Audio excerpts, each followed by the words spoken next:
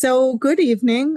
Thank you for joining us. My name is Elisa Douglas. I'm Director for Alumni Engagement and Programs at Columbia Business School. Welcome to our CBS Faculty Live Virtual Talk. As you may be aware, this virtual series brings our CBS thought leaders to you no matter where you are located. In just a moment, we're going to hear from Professor Michael Morris on tribal psychology in the current times. He's going to be speaking to us tonight from London in his hotel, and he is there for the Financial Times Business Book of the Year Award, which Tribal was a finalist for. Tribal is going to address how the cultural instincts that divide us can help bring us together. Professor Morris will trace the tribal instincts underlying U.S. political polarization and election denial, showing that a science-informed diagnosis is more constructive than most popular accounts of tribalism. More generally, he will argue that these evolved psychological systems can be harnessed by managers to rally collective action and by leaders to spark change. So over the next hour, he will present and then we'll open it up to Q&A. During the Q&A portion, please use the Q&A function to submit your questions. We will do our best to respond to as many questions as possible in the time that we have. Now, let me tell you a little bit about Professor Morris. He is the Chavkin Chang Professor of Leadership at CBS, and he also serves as a professor in the psychology department of Columbia University. He teaches MBA and executive level classes on leadership, teamwork, communication, negotiation, and decision-making. He teaches the core class lead, and that's what starts the MBA curriculum. He teaches the elective managerial negotiations, which is an EMBA elective in global negotiations, and a short executive education class on negotiation. In 2016, he was honored with the Dean's Award for Innovation in the curriculum because he created one of the school's most popular elective courses, The Leader's Voice, which is a class focusing on modes of leadership communication.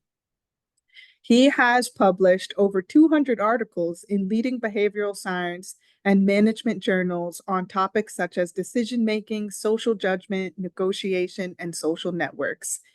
Outside of academia, he does keep himself busy. He's consulted with and conducted executive training workshops for hundreds of clients across the globe, those including Fortune 100 firms, foundations, and governments.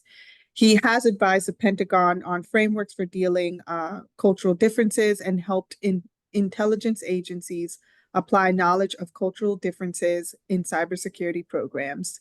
He is a part of a group of behavioral scientists known for advising presidential campaigns. Now, without further ado, I'm going to hand it over to Professor Michael Morris. Thank you, Elisa, and thank you to all of the alums joining us at the end of a long work day, I presume. Myself, I'm in London, so it's at the end of a very long day. And as Elisa mentioned, I am in London for the award ceremony of the Business Book of the Year given by Financial Times, and drum roll can start, but the answer was I didn't win. I'm a finalist, but not the winner. A book about AI companies won, which is another very topical subject. But it's a thrilling thing just to be a finalist because it's an Oscars-like ceremony where they have all sorts of business celebrities, mostly from the UK, but also from Japan and Europe and other places. And there were many other prominent writers there, and they kept us in suspense to the last possible minute who was going to be the final winner, and they treated us very nicely. So that was a great experience. And the book is a work of serious nonfiction, which is a challenge. You kind of have to promote it because people don't always want to do homework. They don't always want to read a serious book, but it's gotten a good critical reception, and I'm very delighted by good reviews, and it's a finalist for 4 or 5 other awards. So the more that we can spread the word among the alumni community, the more we can build buzz, the more that the book will become known and, help CBS's brand. So I'm excited about this event. And what I'd like to do is just talk a little bit about the structure of the book and the terminology that we use and the scope of it, and try to keep that to about 20 minutes, so there's the majority of our time together can be more conversational. The book touches a lot of topics that are of deep concern to people, politics being just one of them. And I think it's liveliest to try to present the ideas in response to questions.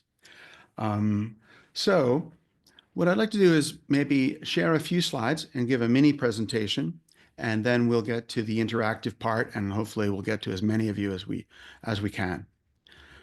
So I will share slides and go to this and share, and then do this. Good. So this is the cover of the book. Its topic is tribal. The subtitle is How the Cultural Instincts That Divide Us Can Help Bring Us Together. And the idea here is that we are the culture sharing animal. That's the distinctively human form of social life. We live in large groups that are united by shared culture, and we call them tribes. Tribes is the official word for that kind of group. And other primates, are cousins. They are only united by kith and kin, by blood relations and by direct personal bonds. So their groups can never grow very large or very complex, and their collaboration is limited by that. So it's this ability to share culture in groups that got humans out of the Stone Age and underlies almost everything that we do well together.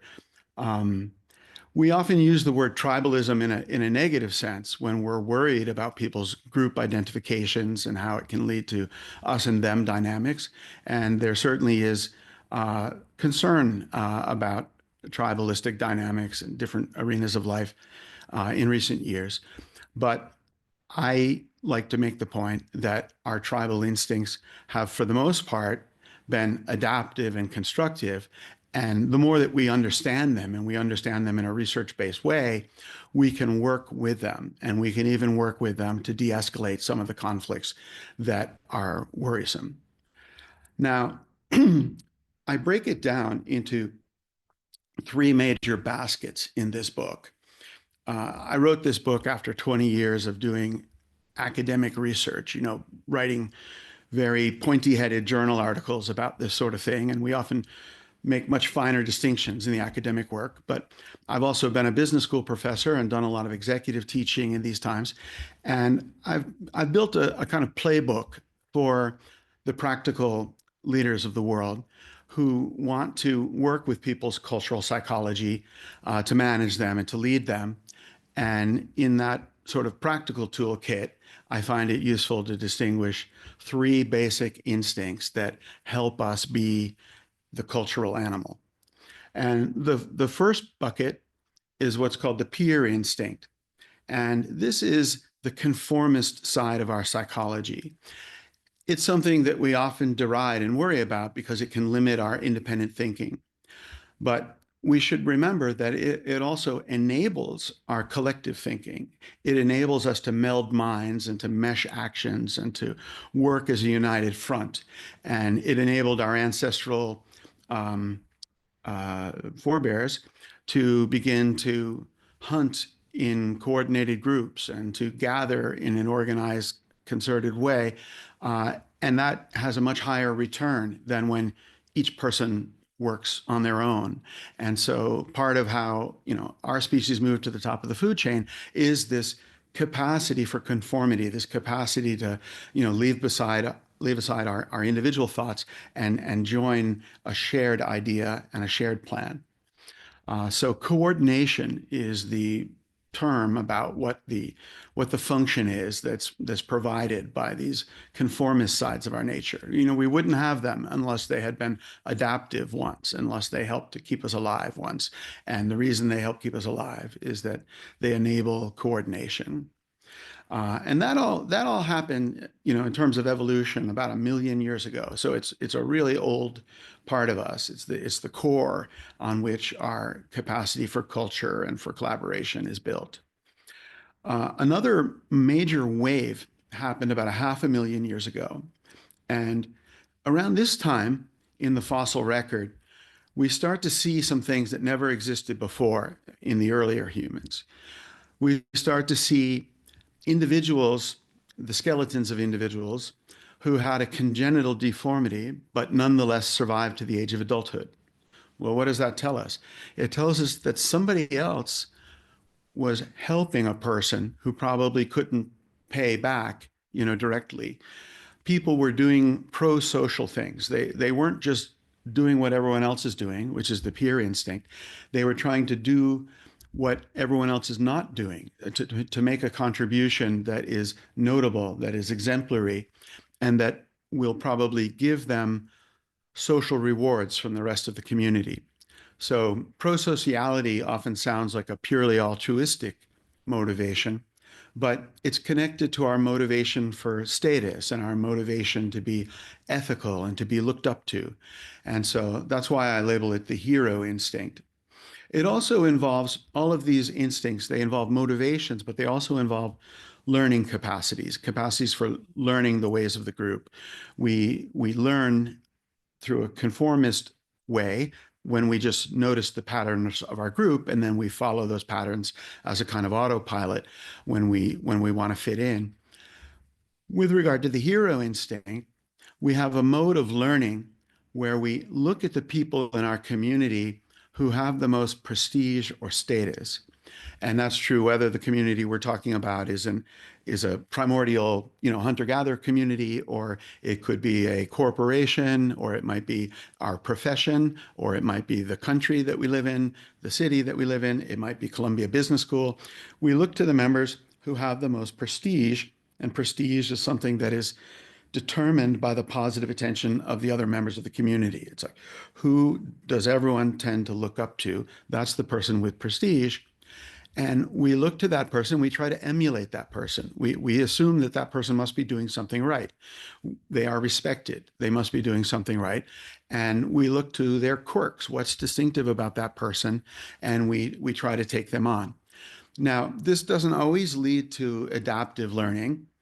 When Elizabeth Holmes at Theranos started wearing Steve Jobs's black turtlenecks and meditating in the same practice that Steve Jobs meditated, that didn't help her, develop a product that was as successful as the products that Steve Jobs developed. It was more what we would call superstitious learning.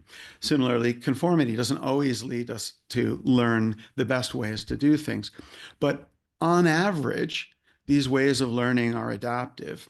The prestige learning that is part of the hero instinct, it's adaptive because these high status people become beacons. They kind of show us the way to being respected. We model ourselves after them. They are role models, and that's a way that simplifies the problem of how to be respected. Emulate this person. And it also serves the group. These instincts evolved because they gave an evolutionary advantage to individuals, but they also gave an advantage to the groups in which they were present. And the hero instinct serves the group because it causes the rising generation to emulate the things that are causing success and status. And when you think about an ancestral group that was migrating to a different ecology or living in a time of mini ice age when the climate was changing rapidly, much more rapidly than what we worry about today, different behaviors were adaptive, different ways of gathering, different ways of hunting, eventually different ways of farming. And so the hero instinct broke humans out of the stasis that the peer instinct, maintained when it was just the peer instinct. They could coordinate, but there was never any innovation. The hero instinct causes people to first try to innovate in order to be respected, but then also to emulate the other people who are respected, which means that they become adopters of things that are working well, and the culture evolves towards what's working in the new environment. So just like conformity, status seeking is something that we tend to deride, but in general, it's an adaptive set of motivations that helped human collaboration and human social organization take a leap forward. And it still is a big part of almost any kind of community that we're a part of today. And then the final piece, and I'm sorry, this first part is set up. It's kind of a look backwards at human history, but the final piece, a lot of people think of as the most irrational and the most primitive sounding of any of these psychological tendencies. The ancestor instinct is a set of impulses to perpetuate the ways of past generations. Now, we can, of course, see reasons why that would be a bad thing. It would be overly conservative. It would keep us, fighting the last war or making the same mistakes. But it's something that evolved and turned out to be an adaptive thing on average. And the reason why it's adaptive is that before the ancestor instinct, even though once you had the hero instinct, early humans were inventing more things, they had to reinvent the wheel every generation or two, because they weren't hanging on to the lessons of the past, especially lessons that aren't needed every generation. So think of a group, say like in Asia, that lives near the water, and tsunamis are an existential threat. One group may learn the lesson of a tsunami, which is, don't go towards the tidal pools when the sea withdraws. When the sea withdraws, run for the hills, because the telltale sign of a tsunami is that the sea first recedes and then the killer wave comes. But tsunamis don't happen that often. So what you need, if you're a group that lives where tsunamis are a threat, is you need to have this instinct to keep alive traditions of past generations, even if they don't seem immediately practical. So in the 2006 tsunami in the Pacific, there's a group called the Moken who live mostly on boats, and they basically live on the sea, and they dive, and they eat, mostly they harvest seaweed, and they fish. And they were able to make it through the tsunami relatively unscathed, whereas many other groups that are much more in touch with science didn't survive the tsunami. And the reason the Moken survived is that they had incorporated knowledge of tsunamis into their songs, into their dance, into their wood carving. So even though tsunamis are rare events, the knowledge of tsunamis and the lessons of the past about tsunamis were kept alive, and people knew them. So this ancestor instinct to sort of learn by rote the rituals and the myths that are told by the prior generation, and to kind of pass them on in a very compulsive way without changing them, that turned out to be really valuable as a crowning touch of our tribal instincts. And then once all three of these things were in place, then what started to happen is that human cultures started to accumulate over the generations and become more and more tuned to the ecology that a given group lived in. And then when that happened, without individual humans becoming any more brainy, humans became more able to survive and thrive because they could tap into this collective wisdom, this ever-growing pool of collective wisdom within their society. And that's what put us on the road to living the way that we live in modern times, where we're part of these large groups that are bound together by shared heritage and shared expertise. And we receive most of our knowledge from our community. Less than 1% of what we know is something that we figured out directly from experimenting on the world. Almost everything that we know, we inherited. And that's sort of the superpower of the human species.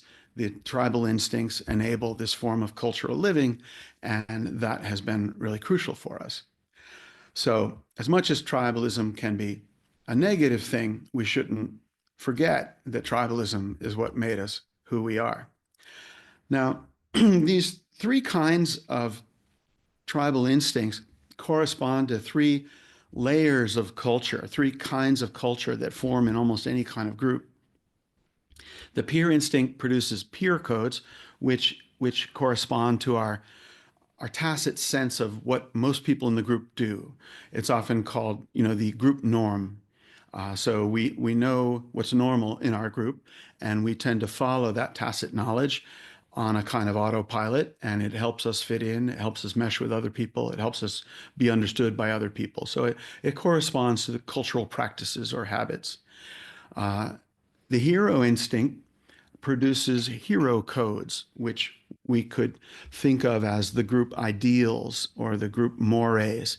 It's the knowledge about what we should do, what's respected in the community, what benefits the community, what would be regarded as a pro-social act. And the final piece, the ancestor codes, it produces traditions, and traditions are part of any group, whether it's Columbia Business School or the United States or the accounting profession.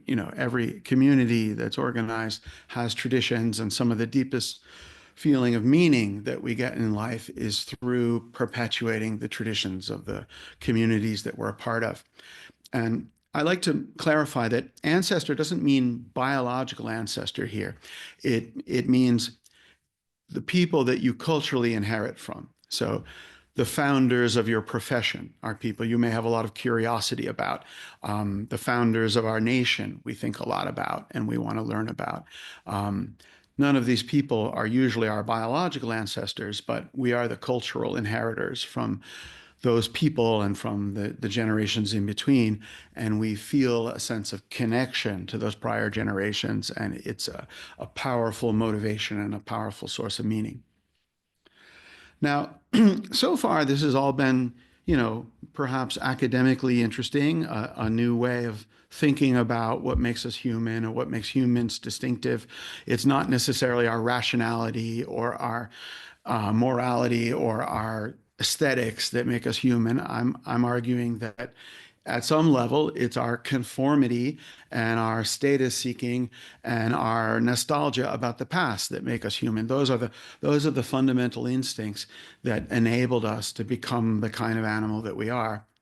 But the main reason why I thought that all of you might find this interesting is that I think that this framework is also deeply practical because it tells you the levers that you can use to effect change through people's cultural psychology, through their cultural loyalties and their cultural conformity. So change is something that we need, whether we're a manager trying to make changes in the short term, at the level of, getting a team motivated this week to work on a new task, and change we also want to make in the longer term as a leader if we want to transform the culture of an organization or, reinvent government in a society so that it's less inefficient. We have to engage in a long-term campaign of change. And I would argue that both for the short-term management changes that we want to make and the longer-term leadership changes that we want to make, understanding these tribal instincts can be extremely useful. So let me try to make good on that. The kind of change that we need to do as managers involves triggering cultural patterns very often. So any one person who may be your employee or maybe your colleague, maybe your neighbor in a community, they will have a variety of cultural identities within them. We don't all just have one primary culture. We are all members of a country. Most of us are members of some kind of religion or ideology. We are members of, many of us are very identified with the schools we went to, with the profession that we learned, with the organization that we currently work for. maybe with some lifestyle groups, with some avocations that mean a lot to us, whether it's being a runner or being a surfer or being a bird watcher or an environmentalist. These things are core identities for lots of people, and they correspond to communities that are meaningful parts of our lives. So there's this multiplicity of identities. There's this multiplicity of tribes inside any individual. The great New York poet Walt Whitman said, if I contradict myself, then I contradict myself. I am large. I contain multitudes. And I think he understood this very clearly. And so because people have many, cultures inside of them, those cultures can't be always on. They can't be all driving the car at once. They have to take turns at the wheel. And the way that they take turns is that they tend to be cued or triggered by the situation that we're in. And so that is a way that kind of helps us use the cultural identity that is most relevant in the immediate situation where we happen to find ourselves. Now, one example of this that has come up a lot this year because it's an election year, and it came up a lot during Barack Obama's campaigns and his presidency, is what we call code switching in popular culture, and in research, it's sometimes called frame switching. But it's the idea that if we're in front of an audience that corresponds to one of the cultures or communities that we grew up in, we tend to automatically, spontaneously adopt the way of speaking that prevails within that community. And then when we find ourselves in front of a different audience that maybe resembles a different community that we're also a part of, we switch the way that we talk, the lexicon that we use, the register that we speak in. And Barack Obama, was noted for that. And at first people thought, oh, he's, putting on an accent, for political gain, when he switches, if in front of a church audience or in front of a group of farmers in Kansas. But then it became obvious that he wasn't doing this intentionally, that it was a reflex, that it was switching. And then when that became obvious, people started to think of it as a very authentic thing rather than as something that was manipulative or insincere. And so linguists have talked about this frame switching phenomenon for a long time. And people in my area of academic research, cultural psychologists, have found that it goes a lot deeper than how people talk.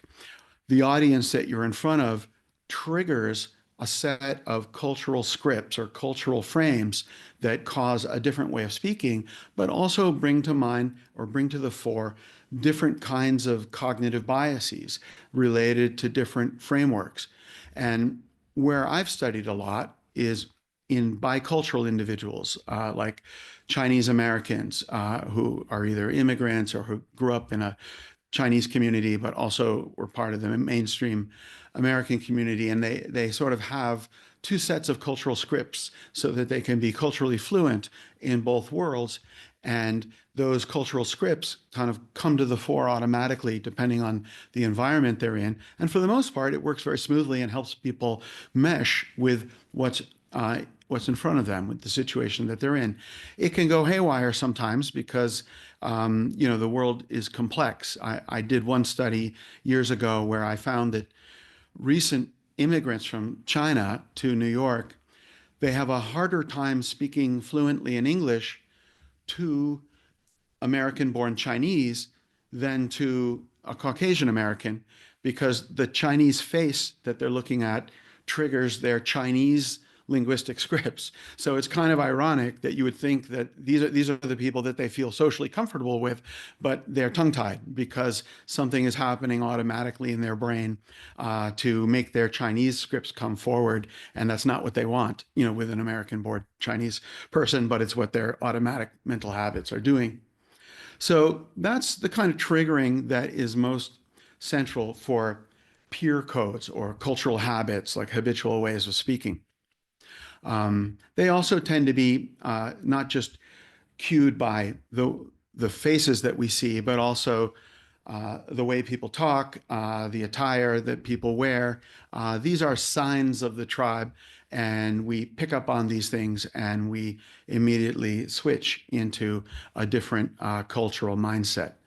Marcel Proust, the novelist, wrote this great book about how he had forgotten about the provincial community of his youth. But one day when drinking tea, he had a cookie, that was associated with that region of France. And he was immediately transported to this social world that he hadn't thought about in decades, that was completely different from the Parisian world that he was currently living in. And that's another example of, switching peer codes based on a sign of the tribe. Now, hero codes function a little bit differently. Hero codes are these scripts we have for contributing for the group in order to be respected. And hero codes tend to be triggered not just by any sign of the group, but by a particular kind of sign, tribal symbols. For centuries, armies followed a national flag into battle, or even before nations, it was a flag of their kingdom or the duchy that they were a part of. Religions, have icons, statues, and paintings that bring spiritual states and states of reverence and sacrifice to mind in believers. Corporations have logos and portraits of the founder that kind of inspire employees to do their work. Sports teams have mascots, and mascots make the fans go crazy and to cheer wildly. So these are all symbols of the group. It goes back very far in human evolution. The earliest symbols of groups were called totems, in indigenous groups even today. Most clans and tribes have totems. They have some kind of animal, often an animal that symbolizes some virtue that they care about. And they think of that animal as identical with their community, with their group. And so totems or icons or symbols are triggers of hero code activation. And that's why bringing a flag or bringing a picture of the founder, or many times I'll tell some stories about how this happens in corporations in a second. But then the final one I just want to mention is the ancestor codes that help us think in terms of tradition, that help us sort of perpetuate traditions. In a very potent cue for this traditionalism is ceremonies.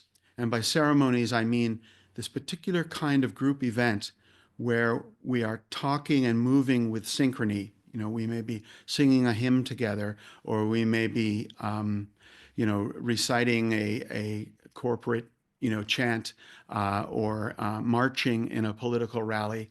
And this synchrony of movement is somewhat mesmerizing. It actually has neurological effects on the brain. It creates a sort of group unity experience and reduces our individual self-consciousness and some of the critical thinking that goes along with it.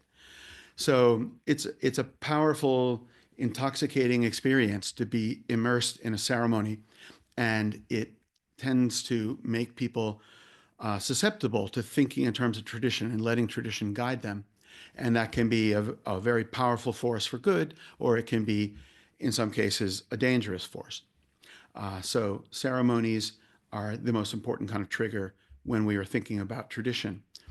Now, I've mentioned some of the kinds of behavioral research that is done to kind of prove that these environmental cues are stimulators or triggers of these different kinds of cultural scripts. We do studies where we vary the audience that somebody has, and we see whether the cultural biases that they exhibit differ, or we expose them to symbols or icons of their group, and we see that they become motivated to make contributions to that group. It's harder to do research where you put people in ceremonies because ceremonies are things that wouldn't normally happen when participating in a behavioral science experiment. But some people are clever enough to do field experiments. So one of my economist colleagues did a study in the Moroccan city of Fez, where there's something called the Adhan, the call to prayer, that happens 5 times a day, and it's just kind of this very musical chanting in the background that many people will stop and pray for a few minutes, but it goes on for some time, 5 times a day, and it's just sort of part of the background, part of the wallpaper when you live there. But this was a study done by economists with economic games where you have the option of contributing some of your reward to a local charity. And what they found is that people contribute about twice as much when the call to prayer happens to be playing in the background, even though people are barely aware of it because they're so accustomed to it. So this immersive ceremony called to mind, the religious duty to contribute to charities and affected people's economic decision making at the margin.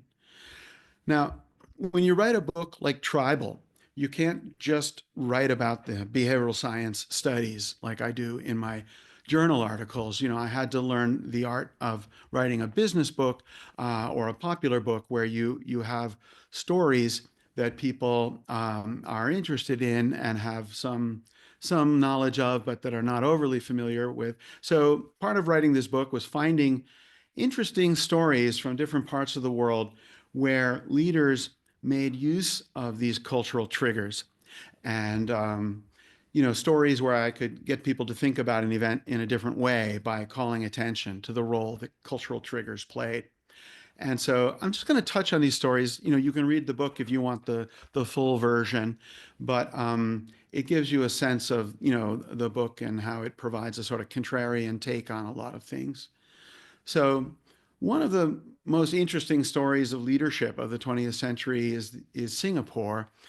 Singapore was a country that became independent in the mid 60s, not by its own choice. It was ejected from the Federation of Malaysia, which it had been part of for about a decade after it was an English colony, quite prosperous until World War II, but then occupied by the Japanese, and its port shut down, and then it became very mired in black markets and corruption.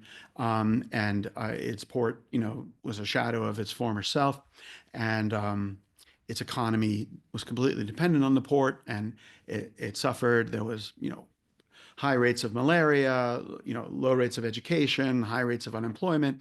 And many people question whether the country could ever possibly survive on its own. Lee Kuan Yew was a fellow from an Anglophone family in Singapore who had, grown up in the time of the British colony, but then as a young man experienced the Japanese occupation and seen how, the city that he knew, Singapore, fell into a horrible, depression and kind of lost its way during that time. And he came to England to study law, and he was a barrister in London. And then when he saw that independence was likely in Singapore, he went back to try to be an independence leader. He liked English culture, but he didn't like colonialism, and he wanted his country to be independent. But then, the country got ejected from Malaysia, and he had to figure out, how can I jumpstart the Singaporean port, which has become, completely dysfunctional, completely mired in this way of operating that was sort of common in the region. There were sort of relationship-based business is common in Southeast Asia, but it can easily slide into corruption. And what had existed before under the English was that Singapore was a free port. It treated the ships of all nations equally, and that way, stood out from the other ports of the region and became, a port of choice to most traders in the region. So he thought, how can I return the port to this former paradigm? And so he did it in some ways that are kind of interesting. He thought that there was a cultural side of the corruption that he wanted to get rid of, just as there was an economic side to the corruption. The economic side is more familiar. We know that Lee Kuan Yew raised the salaries of bureaucrats so that they would be less tempted to take bribes.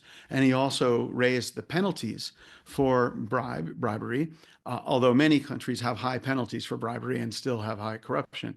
So he had measures in place for the economic side of the problem, but then he also worked on the problem through cultural levers.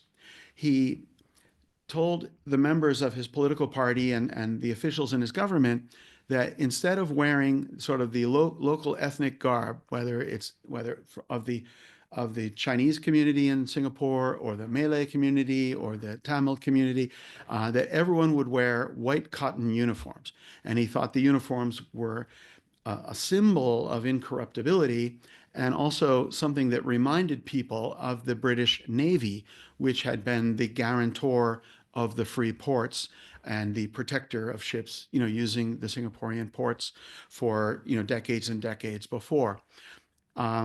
He also made English the lingua franca that all government officials were obliged to use in their meetings, rather than one of the ethnic languages, because he thought that it would stop, sort of in-group, out-group competitiveness between the ethnic groups, and that it would also remind people of the habits of business and the habits of government during the English rule. The English rule wasn't perfect by any means, but it did have a port that operated in a more universalistic way rather than a more particularistic way. And he thought that was the key to the revival of Singapore. And if those things, the white uniforms and the language wasn't enough, he also erected a 20-foot high statue of Sir Thomas Raffles, who founded the British colony, 100 years before.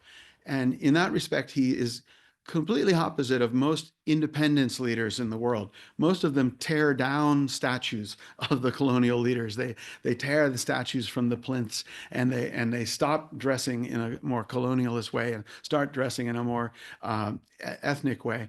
But he was a leader who thought that that Singaporeans of his generation were bicultural, and that cultural diversity was a resource that he could use to help forge the new national culture of Singapore that would help it succeed on its own as an independent nation. And it worked. The level of corruption in the port immediately went down, and then it increasingly went down. It became a virtuous cycle instead of a vicious cycle. Once I saw that my competitors weren't, taking bribes, I didn't try to give a bribe. And eventually, if you look at Transparency International Corruption Index, Singapore is always in the top 10 countries of the world, which is very different from the surrounding countries. So that's a story about somebody using these tribal triggers to bring to the fore latent cultural habits in a bicultural nation in order to kind of jumpstart a new equilibrium of how the port should operate. A story about hero codes, how you can use symbols to provoke people to make sacrifices and make contributions for the greater good, involves one of our most distinguished alums, Sally Krawcheck. When Merrill Lynch, the storied 100-year-old investment bank, was acquired by Bank of America after the financial crisis, Bank of America, was a little bit upset at the level of losses that it inherited in Merrill Lynch. And they also felt like they were the acquirer. So they announced that the new name of the investment bank and the private wealth division would be Bank of America, and with Merrill Lynch underneath, and the Bank of America flag symbol. Merrill Lynch's charging bull, which was the most famous logo and symbol in business and was connected to all of their slogans and their corporate mottos, like, Merrill Lynch is bullish on America. This whole set of ideas and symbols that had been the core of their corporate culture were discarded, as well as sort of the sense of a group boundary around those divisions of the organization. Instead, they were asked to, just put a sign in front of their business that said Bank of America and looked like every bank branch. And this didn't work well for them in terms of a brand, and it didn't work well for them as a culture, because they didn't have a sense of their community and they didn't have their symbols as a rallying point. And it led to a tremendous attrition of talent. A lot of their most successful brokers, went across the street to the competition, taking their portfolio with them. And the CEO at the time, Peter Lewis, he he was able to find Sally Krawcheck, who was not only respected in the financial community for her integrity, because she had been someone who stood up against conflict of interests and stood up for investors in various ways. But she was also a Tar Heel. She was from North Carolina, so she was very good at being a mediator to a Charlotte-based bank, Bank of America, and trying to help them understand the Wall Street culture. And she managed to get them to concede to bring back the bull and to bring back the name Merrill Lynch for the investment bank and the private wealth division. So the thundering herd of Merrill Lynch could once again, I call themselves that, and identify with the bull. And almost immediately, the tremendously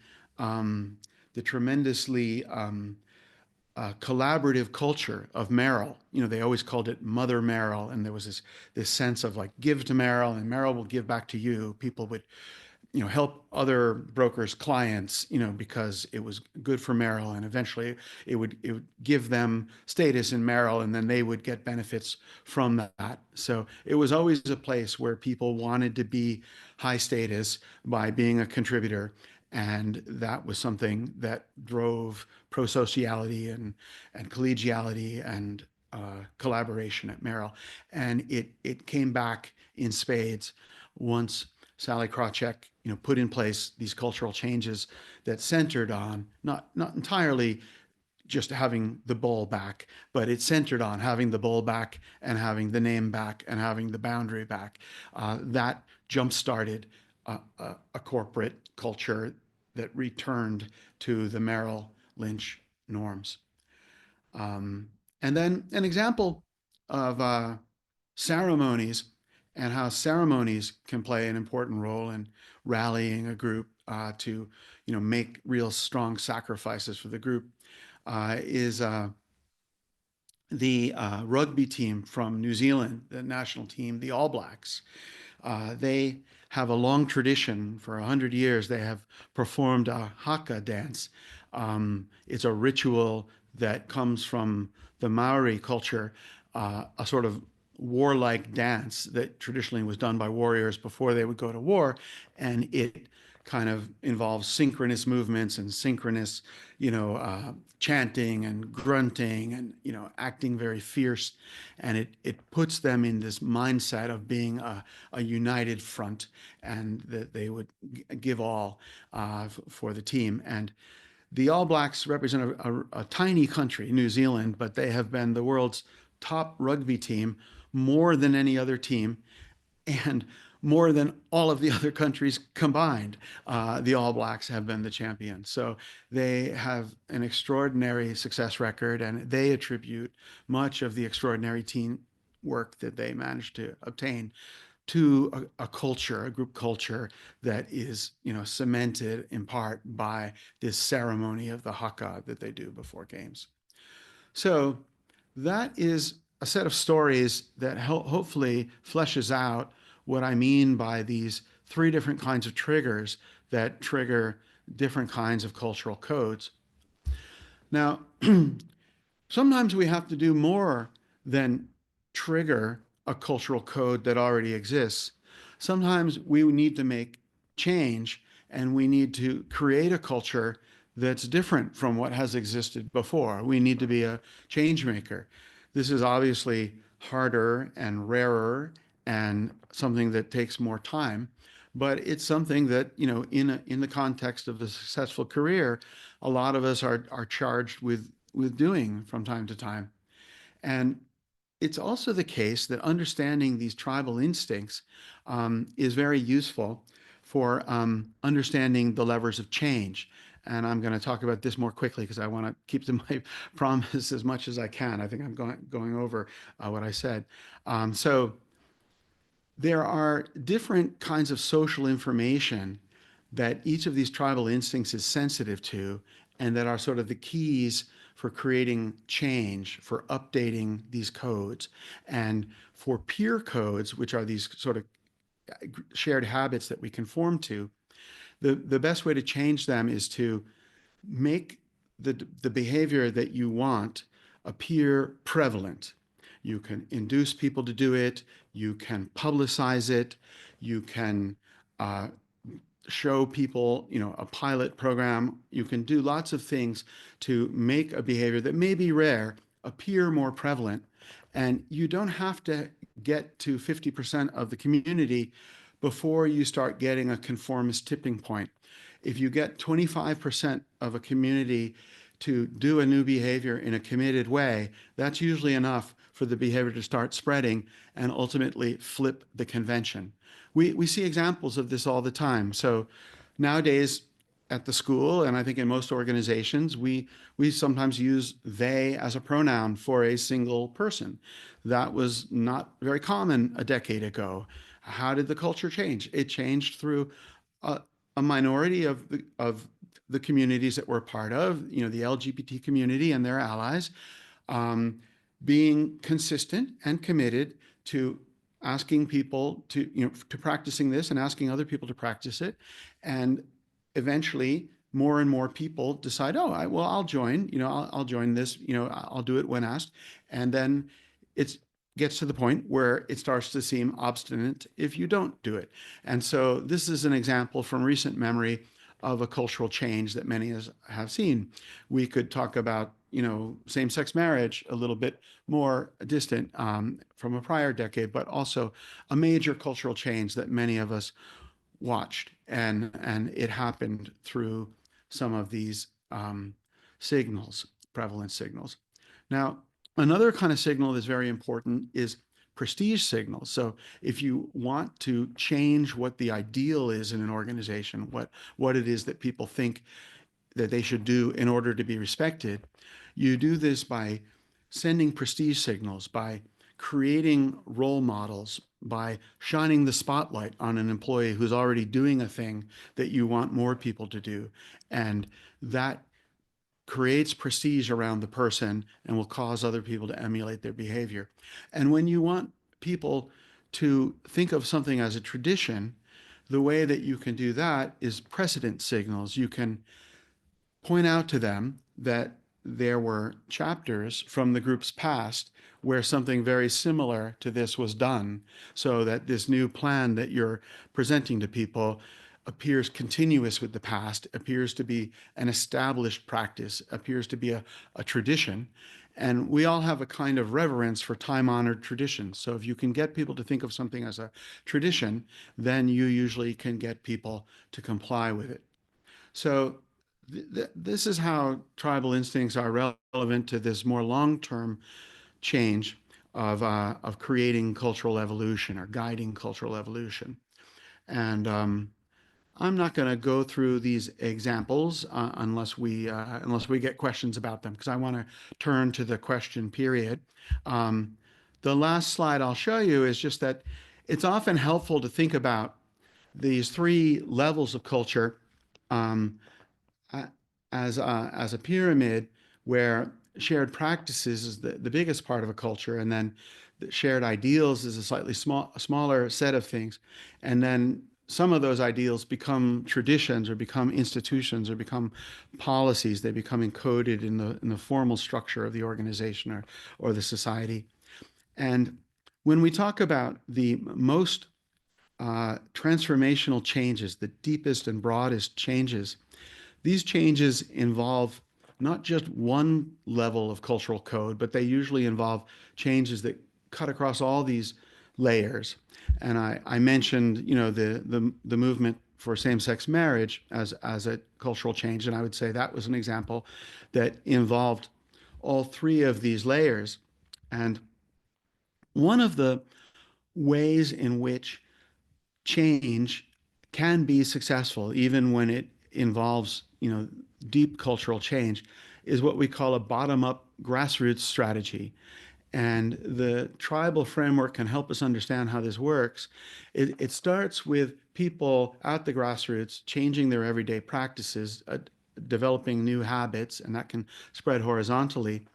And then it usually gets picked up by elite actors, by the media, by activists who are, connected and who have status, and it becomes a new discourse, a new set of values. And a lot of social movements work that way. They start with activists on the ground, and then journalists, opinion leaders, celebrities, business leaders get involved, and then the new pattern becomes something that's part of the discourse of what's good or what we should do or what's valued. And then after that happens and that becomes accepted, it's then usually easier to encode this new way of behaving as an official policy or as a tradition. And that is the grassroots strategy where it starts with ordinary people at the bottom and then eventually becomes encoded by the authorities in the formal rules. Another strategy is kind of the opposite of this, and it doesn't always work. It requires a change where the leaders, the authorities, have very high legitimacy, and there's a tremendous sense in the community that we need change, that change is legitimate. And this is shock wave strategy, or what my colleague Jeffrey Sachs calls shock therapy. He applied it to nations, but it also corresponds to what a lot of CEOs do effectively to make change in organizations. And the idea here is that if you're a leader with a lot of legitimate authority, and it's a moment of crisis when there's a widespread recognition of a need for change, you can impose a sweeping set of changes that sort of shock and startle everybody, and it creates a new equilibrium in the community. And then people form new ideals and eventually form new routines and habits. And an example in the corporate world in recent years, I think, is Mary Barra at GM. She's managed to do what's very, very challenging, which is to take a big three automaker, and GM, in particular GM, which was, the world's largest corporation for most of the 20th century, and infamously bureaucratic and inertial and slow to change. And she's gotten GM to embrace many kinds of changes, electronic vehicles, autonomous vehicles, ride sharing. She's brought really radical changes to a big three automaker in a way that very few former executives ever managed to do. And one of the first things that she did when she came into the C-suite was that she ripped up the dress code at GM. They had accumulated a 20-page booklet that was the dress code, and it was way out of date, and it made no sense. It was just this accumulated list of rules, and it was emblematic of how GM operated in many respects. And everybody would just shrug and say, well, it comes from upstairs, so we have to follow it, but it doesn't make any sense. And so she said, we're going to rip up this booklet and we're going to replace it with just two words: dress appropriately. And every division of GM will have to decide what dress appropriately means to them. It'll be different in the legal department than on the factory floor. And at first, people were very anxious, but then they realized, oh, this was a good thing, and it would allow workers to feel more motivated and bring their authentic self to work to a greater degree. And it created a change that was visible to everyone because people were coming to work dressed differently. And it, sent a message about how GM needed to change, which was driving decision-making downward and making people own the decisions that they made. So this was a great case of top-down change where she changed an institution in a way that was shocking to people, but it sort of stunned them, and it put in place a set of new values and new ideals that helped the organization go on to many kinds of changes. So that's the framework. And now I'd like to hear questions from all of you about tribal psychology. Amazing to share this. Thank you so much, Professor Morris. So we have some questions here. We had one come in around your slide, which you have up. Could you discuss if the top of the pyramid influences the bottom via practices? So can you say it again? Sorry, that is the Our question is, could the top of the pyramid influence the bottom into where we have yeah, practices?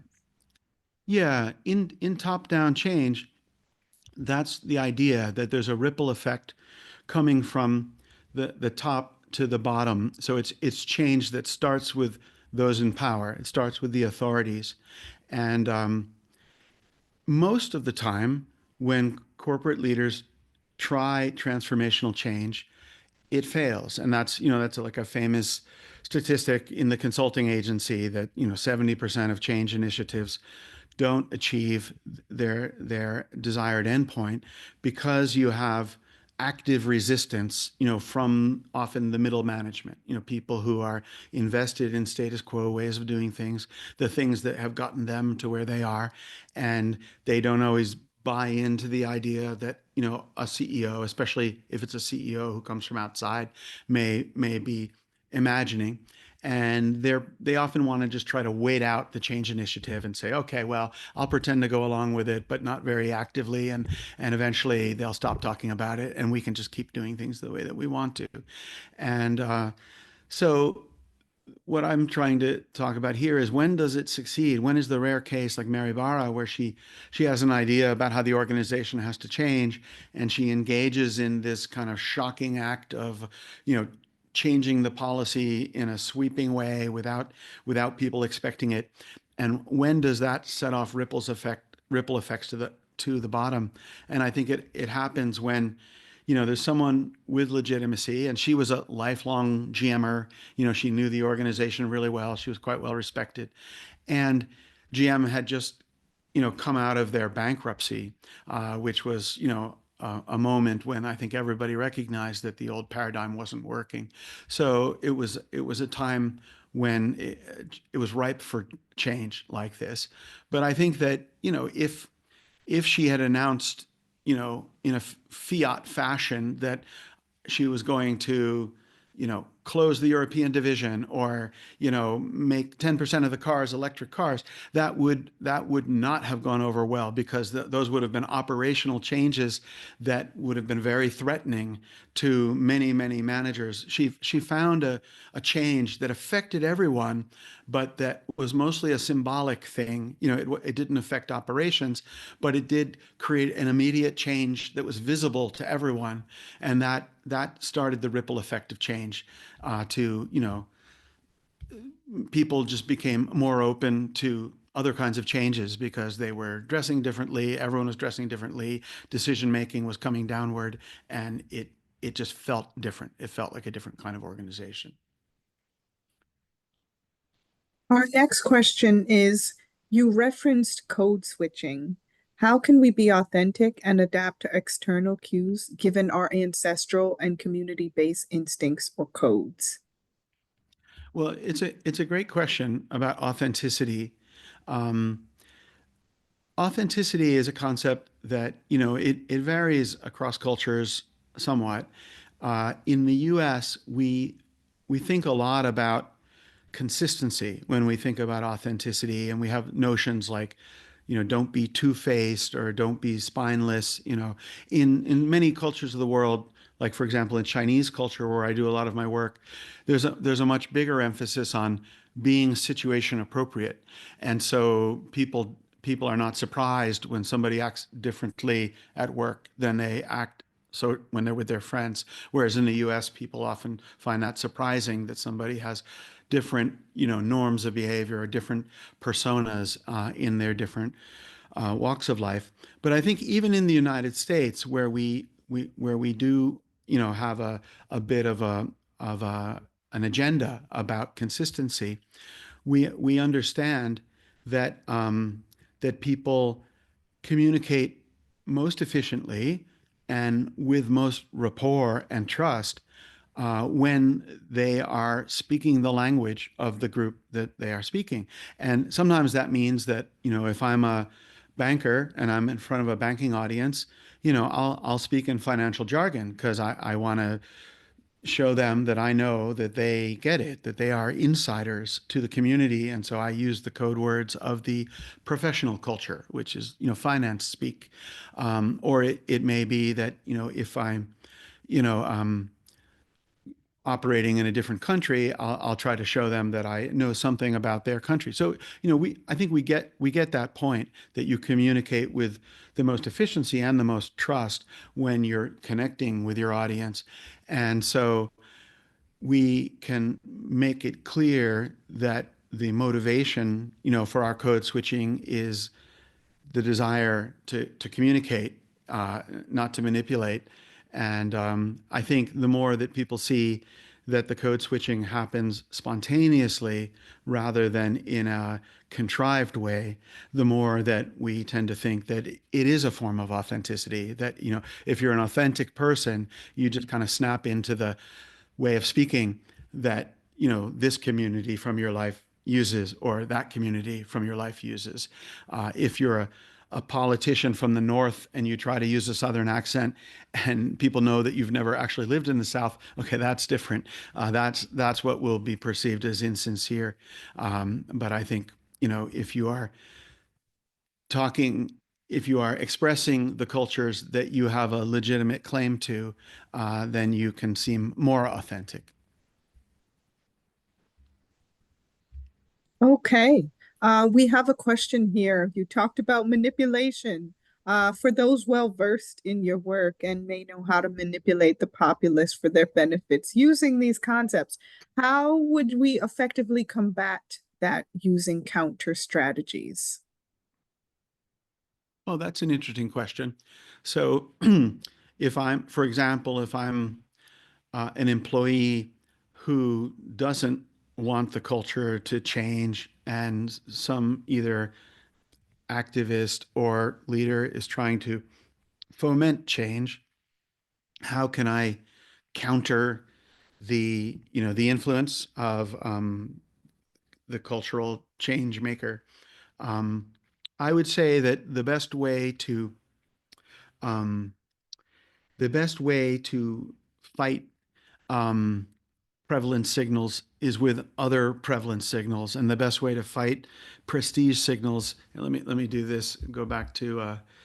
Um, Go back to this. The best way to fight prestige signals is with other prestige signals, and the best way to fight precedent signals is with other precedent signals. So let me explain what I mean by that. So if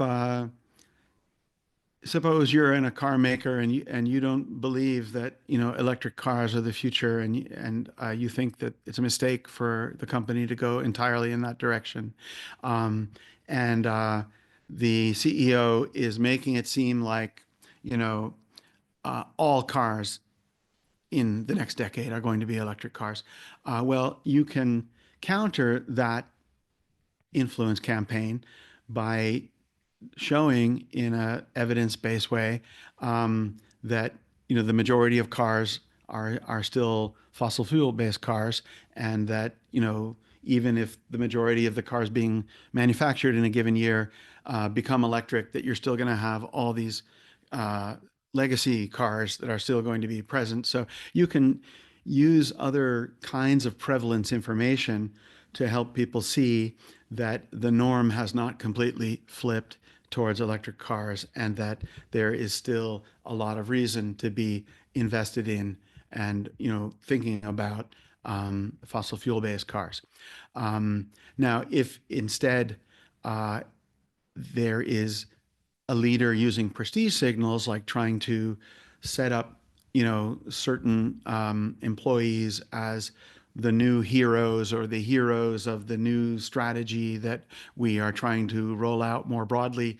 Um, what often happens is that employees will form a kind of counterculture where they have the heroes of their counterculture, who may be people who are exemplifying a different set of behaviors, like they are not um, in some companies that have competed on quality in the past, there'll be a new leader who's trying to compete on cost and lionizing the cost cutters. Well, the people who don't agree with this strategy may make heroes out of the people who are real sticklers for quality and who have been sticklers for quality in a way that really mattered and where it really turned out to be the right idea. So you're kind of setting up a counterculture with your own cultural heroes, and that's a good way of, countering the effort to change the culture completely in that direction. And precedent signals are the most, I think, counterintuitive side of things, but we often think of traditions as fixed, that there is a fixed set of traditions, say, in Columbia Business School or in the United States, as our national traditions. But that's not the case. If you look at history carefully, a lot of traditions are invented retrospectively. So one example I often use is Thanksgiving. We're brought up to think that Thanksgiving came to us from the Pilgrims, that the wise founders in their prescience decided we should have a holiday about intergroup togetherness and gratitude, and that they thought that would be a good thing. But the feast that the Pilgrims had in 1621 wasn't called a Thanksgiving, and they didn't think of it quite that way. It was more of a party, and the fact that the local Native Americans were there was an accident. They heard the guns going off, and they came over to see what was going on. And so it became part of our myth of Thanksgiving 250 years later, when during the Civil War, Abraham Lincoln was looking for ways to try to bring the divided nation together by focusing on common ancestors and common traditions. And it was Lincoln who proposed a national holiday of Thanksgiving. And he proposed it by citing the precedent of the Pilgrim idea of Thanksgiving and citing the precedent of George Washington held a one-time Thanksgiving after the Revolutionary War. And by citing these precedents, he and the precedent of harvest feasts, that various parts of the country had already practiced, he made it seem like Thanksgiving was already an institution, that it was already an established thing, and people treated it as a tradition, and it very quickly became a sort of sacred national ritual. And so people stopped understanding that it was created in 1863 and started to think that it had always been practiced since 1621. And similarly in corporations, the actual past of a corporation is very diverse. All sorts of things happened in the past. And leaders who are trying to lend legitimacy to a new strategy or a new plan often use the same kind of technique, which is that they mine the heritage of the organization. They look to a suitable chapter of the past that has some consistency with what they want to do now. And they draw everyone's attention to that and draw people's attention to the fact that the new plan will be in many ways, acting consistently with what the previous generations did. And when people feel like they are being asked to maintain the traditions of the group, they have a deep sense of meaning and reverence about what they're doing that they don't otherwise have. And so constructing a tradition is a very powerful way of binding people's commitment. And, there are often multiple traditions that contradict each other. And it's whoever tells the most compelling story about the past who often carries the day about the future direction of the organization. Okay, and we have time to close out with one more question. We have a question for Jean Maria. In a time of great uncertainty, for example, now with major changes post-election, what role can management have in helping employees cope with the uncertainty? Well, I think that's a great question. I think it's one that a lot of us are thinking about, and we who are leaders in one or another kind of organization, we also feel the uncertainty.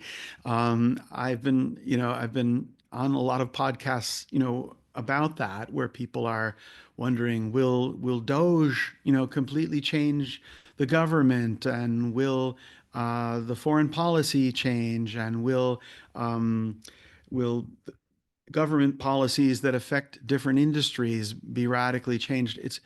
It's hard to know with the incoming administration because, for better or worse, Trump is a very flexible thinker. His ideas about what he will do mutate.